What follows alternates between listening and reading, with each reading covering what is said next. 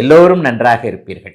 இப்பொழுது 2026 ஆனி மாதம் எப்படிப்பட்ட பலன்களை கொடுக்க போகிறது அப்படிங்கிறத எப்போது பார்த்தலாம். மேஷம் முதல் மீனம் வரையிலான 12 ராசிக்காரர்களுக்கு தனித்தனியாக என்னென்ன பலன்கள் நடக்கிறதுன்றது இப்போது பார்க்கறதுக்கு முன்னாடி, இந்த 2026 ஆனி மாதத்தில் முக்கியமான கிரக பயிற்சிகள் ஏதாவது இருக்கா, கிரக நிலைகள் எப்படி இருக்குது, அது 12 ராசிக்காரர்களுக்கு அவசியமான ஒன்று.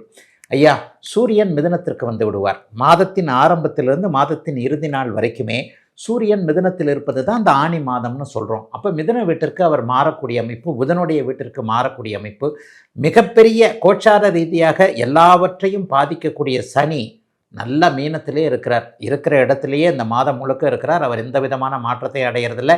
இதில் ஒரு பெரிய விஷயம் என்னென்னா, உச்ச குரு சனியை பார்ப்பது என்பது சனியால் இதுவரை தொல்லைகளை அனுபவித்து கொண்டிருந்த எல்லாருக்குமே அப்படி ஒன்றும் பெரிய கஷ்ட நஷ்டங்கள் இருக்காதுன்றதை காட்டுது.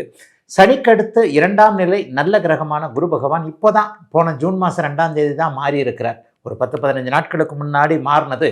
கடகத்தில் அவர் உச்சகுருவாக இருப்பது மிகப்பெரிய யோகம். செவ்வாய் 2 இடங்கள்லேயே மாறி இருப்பார். செவ்வாய் பயிற்சி இந்த மாதம் நடக்குது. முதல்ல மேஷத்தில் ஆட்சியாக இருக்கக்கூடிய மேஷராசிக்காரர்கள் செவ்வாயை யோகா அமைப்பாக கொண்டவர்கள் எல்லாருக்குமே நல்ல பலன்களை கொடுக்கக்கூடிய நிலையிலிருந்து இந்த ஆனி மாதத்தில் ரிஷப வீட்டிற்கு அவர் மாறுவதும், வக்கர நிலையில் இருக்கக்கூடிய புதன் கடகத்திற்கும் மிதுனத்திற்கும் மாறி மாறி வருவதும், சிம்மத்திற்கு சுக்கிரன் மாறி போகிறதுமான ஒரு கிரக நிலைமையில் தாங்க இப்போ இருக்குது. ராகு யாரையும் பீடிக்கலை. பொதுவாகவே ராகு கேதுக்கள் யாரையாவது ஒருத்தரை பீடிச்சாங்கன்னா, அதாவது ராகு கேதுக்களோடு யாராவது ஒருத்தர் இணைஞ்சிருந்தாங்கன்னா, அந்த கிரகத்துடைய ஒரு தன்மைகள் நன்மைகள் அந்த ராசிக்காரர்களுக்கு அது ஒரு யோகமான இருந்தால் அது கிடைக்காம போயிடும்.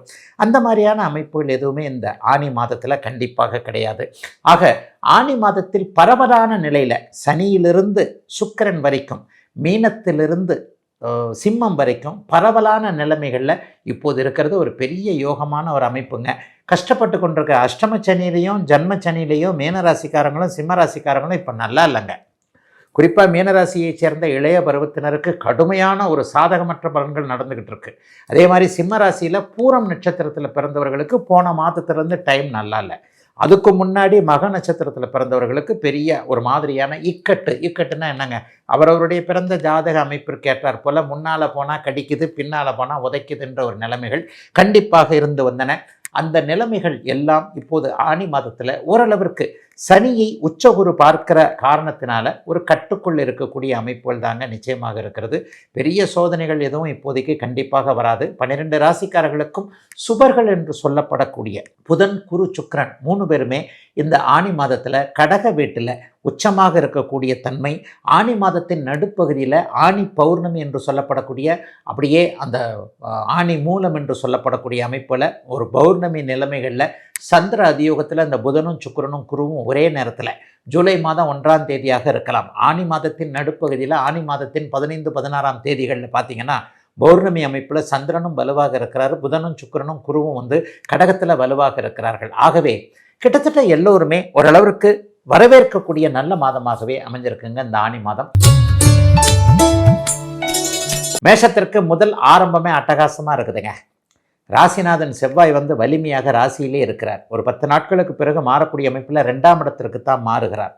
குரு பயிற்சியின் மூலமாக 4ஆம் இடத்துல குரு பகவான் 12ஆம் இடத்தில் இருக்கக்கூடிய சனியை பார்ப்பது நல்ல அமைப்புங்க. இது வரைக்குமே இதை சாதிக்க முடியல, அதை சாதிக்க முடியல, கடன் தொல்லைகள், அந்த தொல்லைகள், எந்த தொல்லைகள்னு கொஞ்சம் ஒரு மாதிரியான சோர்ந்து போன மனநிலைமையில் இருக்கக்கூடிய மேஷராசிக்காரர்களுக்கு ஆனி மாதம் கொஞ்சம் தூக்கி விடக்கூடிய தன்மைகளை கண்டிப்பாக செய்யும்.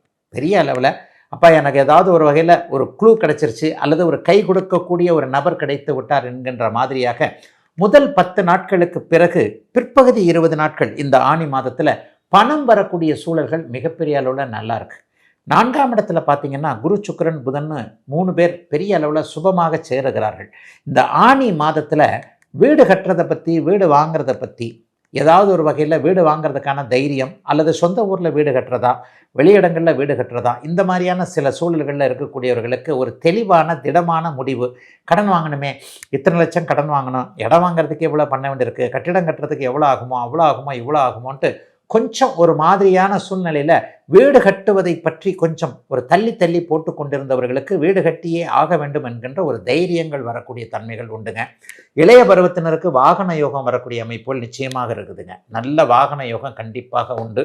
அப்பா அம்மா நீங்கள் கேட்குற வண்டி வாகனத்தை ஆனி மாதம் 10ஆம் தேதிக்கு பிறகு வாங்கி கொடுக்கக்கூடிய அமைப்புகள். சிலருக்கு பார்த்தீங்கன்னா சுக பயணங்கள், கடக வீட்டில் குரு சுக்கிர புதன் நல்ல அருமையான அமைப்பில் 3 பேரும் சேரக்கூடிய அந்த அமைப்பு மேஷராசிக்காரர்களுக்கு 4ஆம் வீடாக வருகிறது. சுக பயணங்கள், பெரியவர்கள் எல்லாத்துக்குமே ஒரு உல்லாச பயணங்கள் போக வேண்டிய அமைப்பு.